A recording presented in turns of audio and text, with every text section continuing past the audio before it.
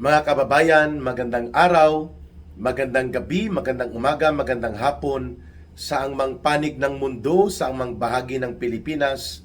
Nawa po ay nasa mabuting kalagayan kayo ha, at malakas pa rin po ang ating loob upang harapin at lahat ng mga pagsubok na ating inaharap sa mga paghamon ng buhay. Maraming salamat sa inyong pagtangkilik at patuloy na pagsuporta, pagsubaybay, pag-promote at patuloy po na mag-share ng mga video analysis na ginagawa po natin with Ka Eric Celis YouTube channel. Isa na naman pong immediate reaction, may kaugnayan po ito sa panibagong dilubyo at sumpa na ginawa ni Marcos laban sa sambayanang Pilipino. Ito po ay ng kanyang itinalaga sa araw na ito. Kanina lang, mga 2 oras pa lang ang nakakalipas nang lumabas po ang balita mula sa Palasyo ng Malacanang na itinalaga na ni Ginoong Marcos Jr. si Boying Rimulya bilang ombudsman kapalit ng nagritero na si Justice Martires bilang tagapamuno supposedly sa matino, matuwid at may dangal at may katuturan na uri ng pag-imbestiga at pagsasampa ng mga kaso at pagdidisiplina sa mga abuso, pangungurakot, pangungulimbat at mga pandarambong na ginagawa ng sinumang mga public officials mula sa antas barangay na mga halal o mga appointed officials hanggang sa pinakamataas na antas ng gobyerno. Ito po ay isang madilim na yugto ng kasaysayan when it comes to our fight against corruption and plunder. Si Boying Rimulya po ay hindi kwalipikado in terms of requirement pagdating po sa moral integrity and probity. Ano po itong moral integrity? Pag sinabi pong moral integrity, ito po ay wala kang mga bagahe na ikaw ay na-involve sa mga iskandalusong kaso o ang iyong background, ang iyong pamilya, yung iyong politika ay hindi ka kasama o hindi ka nakakaugnay doon sa mga iskandalusong pagkakaroon ng mga very questionable na mga pangyayari sa iyong personal na buhay at sa iyong mga ginagawa sa lipunan. Hindi po maitatanggi na si Boying Rimulya, isa po ito sa mga maruming political operators ni Marcos Jr. Lalo na po nang naupo ito sa pagiging Secretary of the Department of Justice. Hindi po natin makakalimutan, ang kanyang anak po ay naaresto ito sa high-grade marijuana o kush na almost 1 kilo, no? At wala pang 3 buwan na absuelto na o naipa-dismiss ang kaso. Yan po ay mga question of moral integrity. At alam din po natin na ang kanilang pamilya ay matagal ng mga politiko sa Cavite. At marami silang koneksyon mismo kay Martin Romualdez, fraternity brad niya at barkada. At ganoon din po si Marcos na alam po natin kung bakit siya ang pinili. So that is a question of moral integrity. Wala po niyan si Boying Rimulya, and that is a primary and principal requirement. Hindi lamang po yan optional sapagkat ikaw ang magiging taga-bastonero ng buong gobyerno, ng buong estado upang bantayan ang kaban ng bayan na hindi ito durubuhin, hindi ito kulimbatin ng mga magnanakaw at abusado sa pundo at kapangyarihan kagaya ng nangyayari ngayon na malawakang korupsyon at pandarambong sa ilalim ng gobyerno ni Marcos at Romualdez. So how would you believe someone, and how would the people trust, and how would the justice system will work under an ombudsman na puno po ng questionably na mga in terms of moral integrity ay may mga bagahe kagaya ng binabanggit po ni Ka Eric, no? Tagabantay ka ng mga politiko at tiwaling opisyal ng gobyerno, pero kayo ay mismo binabantayan ng taong bayan at mayroon kayong kasaysayan ng pagiging marumi sa laro ng politika at konektado sa mga maruruming politiko. How would you expect people to have trust and confidence in the ombudsman? Isa po yung constitutional body. Yan po ay may fixed term hanggang kung siya ay na-appoint ngayong 2025 hanggang 2031 po yan mga kababayan. Okay, pangalawa, dapat ang ombudsman may probity. Si Boying Rimulya walang probity. Ibig sabihin po ng probity, hindi ka nagkaroon ng anumang hindi ka nais-nais na record. Ikaw ay isang matino, matuwid na opisyal at alagad ng ating gobyerno o ng public service. Wala kang mga katiwalian o ano pa man na mga issue. Si Boying Rimulya, minadali po na siya ay hindi isama doon sa kaso ng pagkakadukot at illegal na pagpapatapon yung cross-border kidnapping ni Pangulong Duterte. Kaya, how would you expect people to believe in the integrity and the value of sense of justice and objectivity ng isang ombudsman kung ito ay involved sa pagpapadukot sa dating Pangulo ng Republika ng Pilipinas at ngayon ay patuloy nilang inahabol at ginigipit at patuloy na nakapailalim sa illegal na pagkakadetine at pagkakapiit itong si Pangulong Rodrigo Duterte in spite of his age and physical and health condition. So how would you believe, how would people trust ang isang ombudsman na ganyan po ang kanyang questionably na pagkatao? Yan po ang tinatawag na probity. P-R-O-B-I-T-Y, probity. So si Boying Rimulya sa dalawang principal na mga requirement ng saligang batas natin, moral integrity and probity, failure.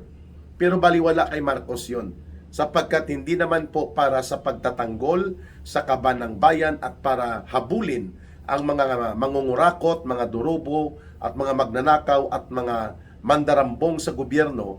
Ang purpose sa pagkakatalaga kay Boying Rimulya ay para protektahan kahit mandurugas, durubo at mandarambong at kurakot basta kaalyado ni Marcos at nasa linya ng kanilang alyansa ni Martin Romualdez. Yan po ang purpose kung bakit inilagay dyan si Boying Rimulya as protector of plunderers and graft operators and massive abuse of power and corruption. Basta kaalyado ng Marcos Romualdez government kasama sila Boying Rimulya, di bali ng walang moral integrity at walang probity si Boying Rimulya, basta nandyan siya bilang evil protector. Yan po ang katotohanan. Evil protector ang kalalabasan nito ni Boying Rimulya instead as ombudsman. At syempre, ito po ang pinaka-iskandaluso. Wala pa, hindi pa umiinit ang kanyang puwet, no, sa upuan niya bilang ombudsman. Nagpalabas na ng pahayag si Boying Rimulya bilang panibago na tirador at attack dog ni Marcos using the ombudsman power and authority na paiimbestigahan niya at i-check at sisiyasatin ang salin ni Vice President Sara Duterte. Ang statement of assets, liabilities, and net worth ni Sara Duterte bilang pangalawang Pangulo. Really? Akala ko ang ombudsman ay para sa mga paghahabol sa mga mandarambong at mangungurakot. Dapat unahin mo ang salin ni Saldico, ni Martin Romualdez at na mga kasabwat nilang mga kawatan na mga kongresista, mga taga DPWH like sila Bunuan, mga kasabwat nilang mga magnanakaw at mandarambong, and even itong si Sandro Marcos na itinuturo na mayroon din mga flood control projects by the billions of pesos sa Ilocos Norte. O bakit si Vice President Sara Duterte kaagad? Alam na ang appointment ni Boying Rimulya is to weaponize ombudsman. Gagamitin po ito as instrument of political persecution, harassment, intimidation, and demolition instrument against the Duterte political camp. Kung bakit itinalaga si Boying Rimulya, not because of his merit or because of his qualification. Hindi siya qualified eh. At questionably nga ang kanyang pagkatao at ang kanyang background at kasaysayan. So bakit siya itinalaga? Yung sinabi kong una, bilang evil protector para sa interes ng mga mandarambong at mangungurakot sa gobyerno ni Marcos. Of course, ang una sa lahat, para protektahan si Marcos Jr. at si Martin Romualdez at ang mga kabarkada nila within the inner circle of the Marcos Romualdez evil government. Yan po kaya tinatawag siya ngayon the evil protector Boying Rimulya. Yan po ang equivalent ng kanyang pagkakatalaga bilang ombudsman. Pangalawa, syempre, hindi lang po yan para magprotekta sa mga katarantaduhan at mga kabaldugan at kabulastugan nila Marcos at nila Romualdez at ng mga kabalahibo nila na kagaya din ni Boyeng Rimulya. Mga kababayan, si Boyeng Rimulya ay isa sa pinakamakapangyarihan ngayon na attack dog ni Marcos using the immense power of ombudsman, ang kanyang otoridad bilang constitutional officer na pwede niyang subukan na ang hindi nagawa ng Kongreso na kumpleto ang proseso sa pagpapatanggal kay Sara Duterte gamit ang impeachment proceedings and impeachment mechanism na hindi po ito pinayagan ng Korte Suprema at hindi nag-cooperate ang Senado, ay balak ito na birahin at i-operate ni Boyeng Rimulya from the platform of a weaponized ombudsman. Ayan. Kaya nga ang unang pahayag niya, hindi pa umiinit ang puwet niya sa kanyang pagiging ombudsman, ay kaagad na niyang sinabi na papaimbestigahan daw niya, mga kababayan, ang tinatawag na SALN ni Vice President Sara Duterte. So ito ay isang signos, ito ay isang hudyat na madilim ang landas para sa mga Duterte-aligned political allies and mga kabahagi mismo ng Duterte political camp, no? Ilan ang mga Duterte na hahabulin ni Boyeng Rimulya gamit po ang weaponized instrument bilang ombudsman sa kanyang sa kanyang otoridad. Number 1. Sorry. Hahabulin ni Boyeng Rimulya at gigipitin at ihaharas hanggang kanyang mayanig, kung hindi man totally ma-demolish, si Sara Duterte bilang Vice President. Pangalawa, si Congressman Pulong Duterte. Ang isa pang Duterte na congressman din sa party list. Sino pa? Hahabulin din ni Boyeng Rimulya ang mayor ng Davao City, ngayon acting mayor kasi ang elected mayor tatay nila si former President Duterte. Hahabulin nila ngayon itong si Mayor Baste Duterte ng Davao City. So malinaw, at sino pa? Mga allies ng mga Duterte. Lahat ng markado na kaalyado at sumusuporta sa Duterte political camp ay iipitin, dudurugin at wawasakin nila Boyeng Rimulya. Yan ang pangalawang mission niya or parallel mission. The other parallel mission is to protect the interests of Marcos and Romualdez and all their allies para manatili sila na hindi maiipit sa mga kasong kriminal at administratibo dito sa ombudsman. Hawak na nila eh. And then pangalawa, or the other parallel na mission ni Boyeng Rimulya is gamitin ang ombudsman, ang kapangyarihan at poder nito para ipitin, durugin, wasakin ang mga Duterte. At una sa listahan dyan ay si Vice President Sara Duterte. So malinaw kung bakit ipinilit ni Marcos Jr.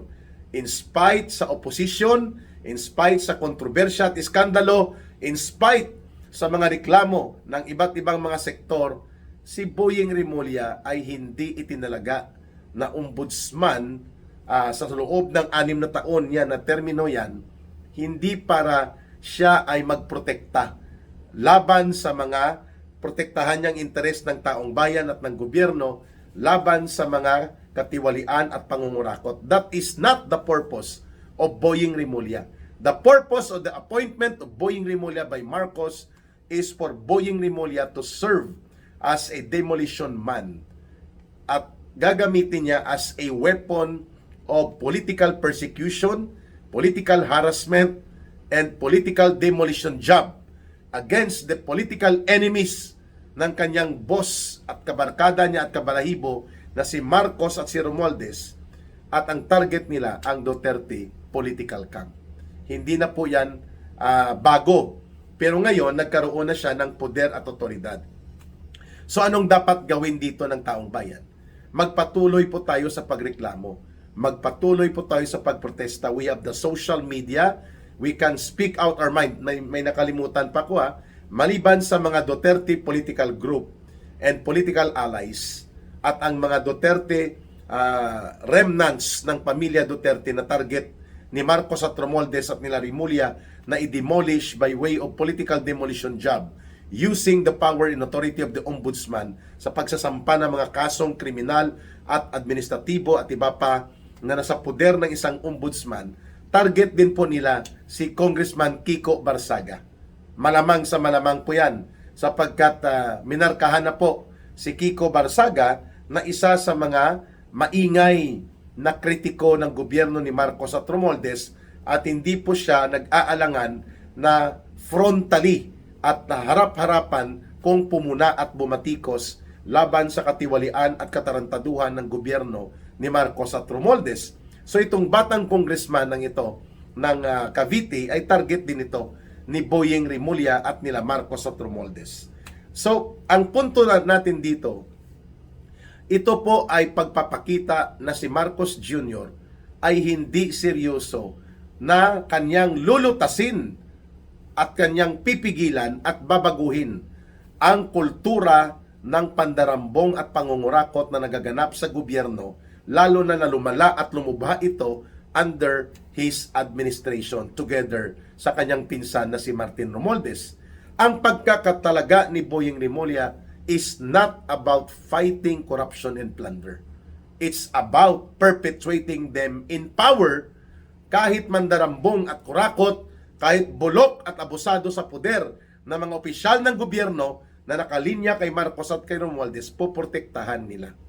At yan ay kalunos-lunos na kalagayan at pangyayari na ngayon ay kinakaharap ng ating buong bansa. At ito ay isang madilim na yugto ng kasaysayan sa ating katarungan. Ngunit, sa kabilang banda, hindi po panghabang buhay na palalagpasin, magpikit mata at magbibingi-bingihan at magbubulag-bulagan ang taong bayan sapagkat lantaran po at ang tawag dyan very brazen, garapal at lantaran at walang pakundangan kung mag-abuso si Marcos sa poder at kapangyarihan, maglustay at mag-abuso sa pundo at kaba ng bayan, ganon din po si Rimulya gumamit ng poder na yan. Pero nakalimutan nila na ang taong bayan ay nagmamasid.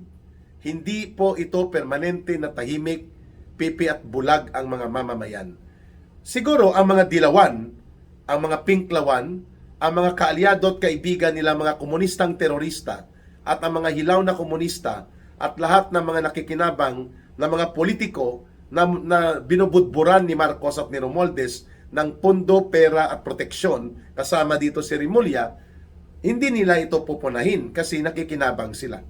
Pero ang malawak na hanay ng mga mamamayan, they feel and they observe how scandalously brazen, gaano kagarapal at kabalasubas itong pagtatakda at pagtatalaga ni Marcos sa isang pagkatao ng political operator and dirty political job operator niya na si Boyeng Rimulya sa poder at kapangyarihan ng supposedly ay isang napakahalaga, sensitibo at dapat sana naglilingkod sa interes ng taong bayan na opisina itong constitutional office ng ombudsman. Subalit ngayon, napakababa, napakabarat ng pagtrato ni Marcos sa office of the ombudsman at sa powers and authority vested by the Constitution sa ombudsman dahil ang itinalaga niyang tao ay ang kanyang birador sa mga maruruming laro nila sa politika at mga laro upang manatili at magmaniobra sa pagkontrol at paghawak ng poder at kapangyarihan. Yan po, mga kababayan. So nasa taong bayan pa rin po ang solusyon nito. We can resist, we can expose, we can speak out, we can make a stand. And eventually, hindi po pwedeng kapag ginamit na at inabuso as a weapon of political demolition job and a weapon of outright abuse, oppression, and tyranny sa gobyerno ni Marcos, itong power of the ombudsman na kanyang ibinigay sa kanyang birador sa political games of dirty operations nila, na si Boyeng Rimulya, ang taong bayan po ay magsasalita at maninindigan. Sigurado po tayo dyan. Kaya bantayan po natin ito sapagkat panibagong mitsa, panibagong dilobyo, panibagong sumpa ang ipinataw ni Marcos sa sambayanang Pilipino sa pagkakaroon ng isang bulok, hindi mapagkakatiwalaan, hindi kwalipikado at isang maruming maglaro sa politika at kayang mag-abuso ng poder at kapangyarihan na pagkakatalaga ngayon sa isang pagkatao na kagaya po ni Boying Rimulya dyan sa ombudsman. Nag-aabang, nagmamasid, nagbabantay at handang manindigan ang taong bayan. Isa naman po ito sa sinasabi ko na daluyong ng mga pangyayari na pwedeng magsisilbi sa lalo pang pag-alab at paglagablab ng damdamin at galit ng mga mamamayan, lalo na kung makikita na ang direksyon ng ombudsman, imbis na habulin sila Saldico, sila Romualdez, and even Marcos, at mga kaalyado nilang magnanakaw at mandarambong at mangungurakot, ang hahabulin nila ay ang mga kalaban sa politika. The way Boying Rimulya right now is making a signal na haharapin nila at titirahin na nila ang mga problema tungkol sa kanilang political enemies. Inuna na nila si Vice President Sara Duterte. Well, that is not the interest of the Filipino people. That is the vested political and greedy interest of Romualdez and Marcos. Tingnan natin kung kaya nilang ikutan ang mga korte at kaya nilang lapastanganin ang batas nang ito ay hindi lalabanan at hindi paninindigan ng taong bayan. Nasa taong bayan pa rin po ang paghuhusga kung pababayaan nating manalasa ang dilubyo at sumpa na itinalaga ni Marcos bilang ombudsman itong si Rimulya. Mga kababayan, sa gusto pong sumubaybay at tumulong sa Ka Eric Celis YouTube channel at sa ating advocacy for Bangon Sambayanan People's Movement, pwede po kayong mag-contact kay Langging sa 0916-308-7710. 0916-308-7710. Rohilda Celis po. Maraming salamat sa inyong pagsubaybay, pagtangkilik, pag-promote at pagkampanya na lalo pang lumawak, lumakas ang ating Ka Eric Celis YouTube channel. Abangan nyo po mamaya alas 9:15 ang pagbabalik natin sa ating live stream simultaneous sa Ka Eric Jeff Celis Facebook Live at sa Ka Eric Celis YouTube channel, Balita at Talakayan with Ka Eric. Maraming salamat at patuloy nating mahalin ang bansang Pilipinas. Walang ibang magmamahal nito kundi tayo ring mga Pilipino. Para sa Diyos at sa Pilipinas nating mahal, ito po muli si Ka Eric. Mabuhay ang sambayanang Pilipino. See you again in the next live stream and video analysis kasama si Ka Eric. Maraming salamat.